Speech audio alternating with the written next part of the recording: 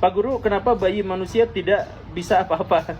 Ya, maksudnya kalau misalkan dibandingkan dengan mamalia yang lain, kalau ada gajah baru lahir, dalam beberapa jam dia sudah bisa berjalan.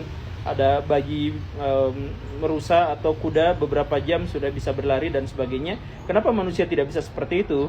Ya, ini adalah bagian dari proses adaptasi, bagian dari proses evolusi manusia. Jadi gini, kalau misalkan hewan-hewan baru lahir bisa langsung loncat-loncat dan lari-lari, kenapa? Karena otaknya relatif kecil dan karenanya tidak terlalu rumit, dan karenanya ketika dia dilahirkan, bagian yang harus segera berkembang dan harus berkoordinasi dengan cepat itu mudah sekali dilaksanakan. Jadi waktu si anak sapi misalkan di dalam janin, si otaknya sudah berkembang, sudah cukup. Tetapi pas dilahirkan, dia butuh penyesuaian sedikit untuk bisa menjejakkan kaki di bumi, baru kemudian dia bisa lari-lari. Dan proses adaptasi itu hanya dalam waktu beberapa jam saja, itu sudah cukup.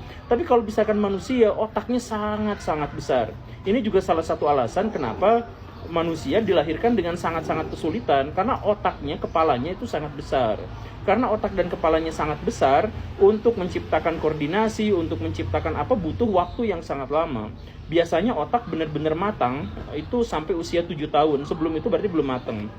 Jadi misalkan kemampuan berbahasa harus dilatih selama bertahun-tahun. Kemampuan untuk koordinasi kaki, tangan, dan lain sebagainya itu harus berbulan-bulan atau misalkan bertahun-tahun. Kemudian bagaimana menjejakkan kaki dan menciptakan keseimbangan. Manusia kan harus, otaknya itu menanggung keseimbangan yang jauh lebih besar daripada misalkan kucing, karena kucing kakinya 4, sedangkan manusia itu kakinya 2 gitu. Itu aja butuh proses yang sangat panjang.